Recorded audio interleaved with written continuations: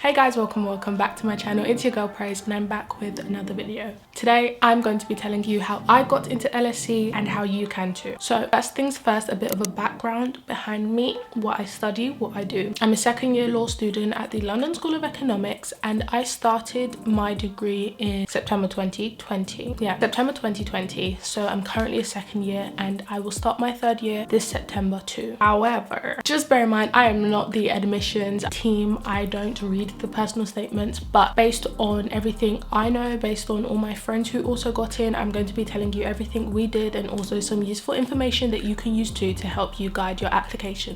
So before all of this, the first thing we do need to establish is just how competitive LSE is as an institution. From the website itself, they state that LSE is a highly competitive institution.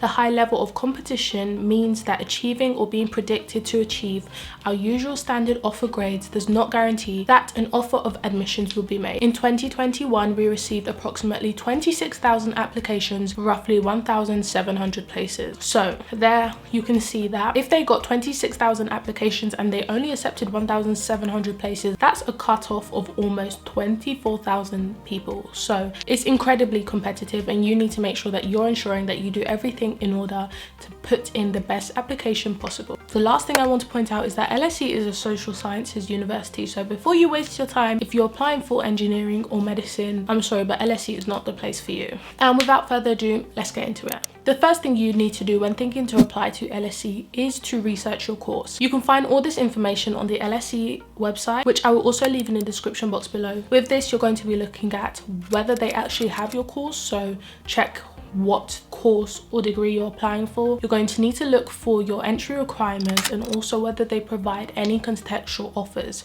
You're also going to need to look at whether you need to do a test on top of this. So for me, I am studying law, so I had to sit the LNAT test, which is the National Admissions Test for Law. They do not actually state what grade you do need to get or what number or mark you need to get, but there's an average which you can find online. In regards to contextual offers, I will speak a bit more about that later on, but you can find more information on that on the website as well. And I also know for maths you might have to sit the TMUA, which is not compulsory, but I would recommend checking the website for that as to see whether it's advised or not. Another few things you're going to need to look for are the most competitive courses as well as the least competitive courses. So look at whether your course is highly competitive, so then you know whether you think it might be worth applying or not. And if you've looked at all of this and you've decided that it is what you want to do, then now it's about meeting all the requirements. Also, along with researching your course as well as your university, another thing I'd recommend is actually watching YouTube videos of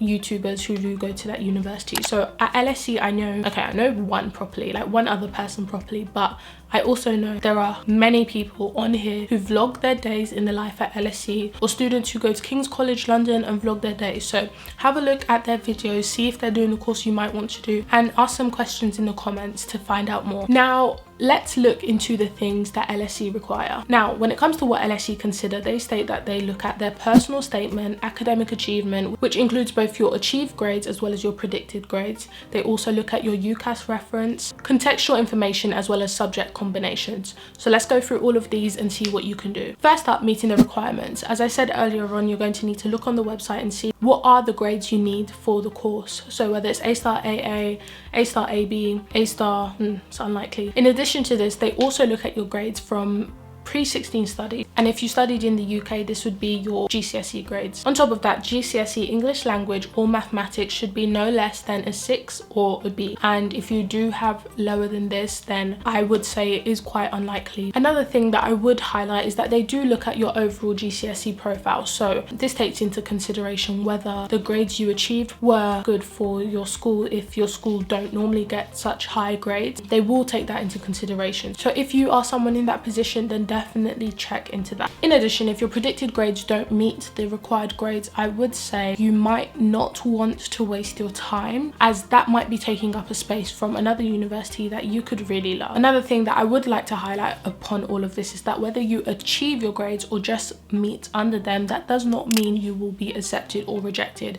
It really does depend on what they look at and what they consider overall. So just because your predicted grades exceed your required grades for the degree, that does not mean you will be accepted. So it really does mean that all the other points such as personal statement, UCAS reference are all top notch. Next up is subject combinations. So this is something I asked when I went to the LSE Open Day, and you need to look on their site for their preferred subject and their non-preferred subjects. So you'll see that on the screen here. But when it comes to LSE, they do prefer for you to have 2 or more subjects from the preferred side. Essentially, they don't want more than 1 non-preferred subject. In my case, I did history, politics and art. As you can hear, art is not on the preferred side, but I still got in. So just because you have a non-preferred subject does not mean that you will not get in, and this is a question I did ask when I went to the open day. So what you need to do is look at both lists and see what you have. If you are starting sixth form and you are thinking of applying to LSE, then that might be something to take into consideration when you're picking your A-level subjects. Another thing I would like to highlight is to make sure that you look at what your degree requires for subjects. So if it's economics, they might prefer maths and further maths, so make sure you look at that. For me, they wanted essay subjects, and they said you could have maths and English on top of another essay subject. So for law, they wanted me to have essay subjects, but I'm pretty sure this is not strict because one of my friends, he actually did study chemistry, biology and something else. So just try and balance it out and take that into consideration. Another thing to take into account is that if you do an EPQ, I personally didn't, but a lot of my friends at sixth form did, this will not be taken into account by LSE. So yeah, it might be fun doing it, but just know that they don't take it into consideration. So the third thing that we are going to discuss is the personal statement. To me, this is the most important part over everything. That's my personal opinion. Don't quote me. I mean, you can, but I'm pretty sure that the personal statement is the most important part. I know people exceeded their required grades but still didn't get in. So definitely, I would say put a lot of effort into your personal statement. As LSE do no interviews for any of their degrees, that means that the personal statement is where they're going to find out about you, why you're interested in the degree and why you want to study at the London School of Economics. So within your personal statement, they're interested in seeing these key things: why you're interested in the subject. So for me, why I was interested in law, and what you have done to show that you want to study that subject, as well as why you want to study at LSE. Now, of course, remember that when you're applying for your applications, you can't actually make it, or I personally wouldn't state you want to study at LSE because you're sending it off to other universities too. They'll say bye. But definitely make sure that they can tell why you would be a good fit for their institution from everything you're describing. Look and try and know what LSE are looking for. They're looking for someone who's proactive, who's engaged, who's really willing to learn more about their subject and also around it, and also someone who's passionate, who really wants to engage with their subject. And I remember my friend said that LSE are looking for change makers. Now, I don't know how true this is, but I do agree in terms of your personal statement really shows them a lot about you and your aspirations. So make sure that they can see and read that from everything you're saying. If you're applying for a double degree, so like a joint honours, whether it's like mathematics and management, I don't know if they offer that, but make sure you split it 50-50 between both and make it obvious that you don't focus on one and forget the other, just so that you have a fair chance. Another thing I would recommend, that if you mention a book, a lecture, work experience, an internship you did, make sure you say what you learned from this. Don't just say I read a book about law.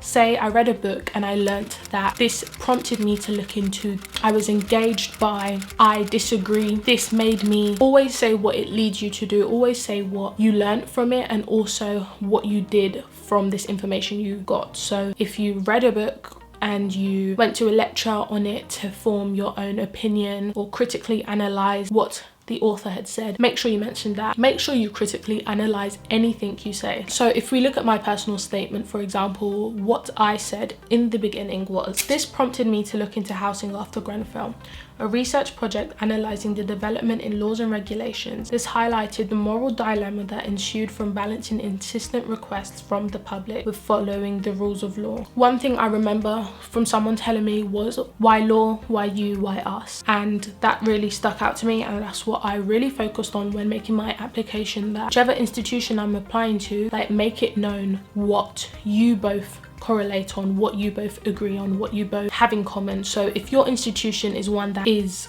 really focused on academics, make it look like or not make it look like, show them why you would be a good fit. You're honestly really trying to sell yourself, so make yourself look like the best person possible and let them know that they would be missing out if they did not take you. Another thing I would mention is that make sure your personal statement is roughly 80% why, the degree, and then 20% the extracurriculars and all the outside things. So for me, I put a little paragraph at the end explaining like my extracurriculars and what I've learned from this. Obviously, another thing is that LSE take into consideration the pandemic and that some people might not have been able to do work experience. They are fully aware of this, so don't worry about that. I would say, however, there are many virtual internships online which you can get involved in, which you can do, so I would definitely recommend doing those if you can. That's everything I've got to say on the personal statement, but if you would like me to do a more in-depth video, then comment down below and make sure to give this a thumbs up so that I know you would want me to. Moving on to contextual offers. So from last year,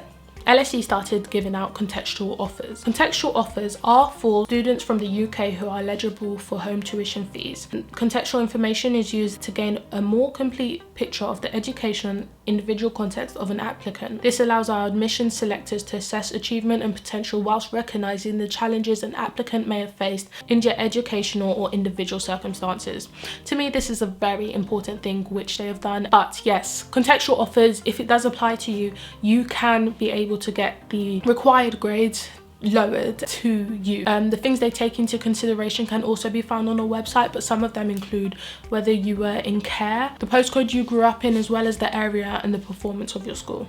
So these are things that they will take into consideration, but make sure to read up more about it on the website. And for me, the second to last thing I'd like to talk about is your UCAS reference. Obviously, you do not have as much as a hand in this, and I'm not too sure how other sixth forms did it. Mine, I don't know if I'm allowed to say this, but she obviously wrote it, but she let me know what she was going to say. There wasn't really anything I could do about it, but she just let me know. So just try your best to make sure that your UCAS reference that they're giving and putting forward puts you in the best light, supports your application. You don't want to put all this hard work in just for your teacher to say she doesn't listen in class, or he's a distraction and he doesn't really engage. No, we don't want that. So make sure your UCAS reference is top notch. So those are the key things you need to know in order to put your best foot forward into getting into LSE. Some key takeaways from this which you should know is that LSE does not offer clearing or adjustments. In addition, they do not care about the other universities you apply to. If it's Cambridge, they don't care. If it's Warwick, they don't care. So don't think that's a problem. In addition, 26th of January is this year's deadline, I'm pretty sure. As long as your application is in before this date, they will consider you. Another thing I would also note is that LSE was one of the last institutions to get back to me, so don't worry if you don't hear from them for a while. I didn't hear from them until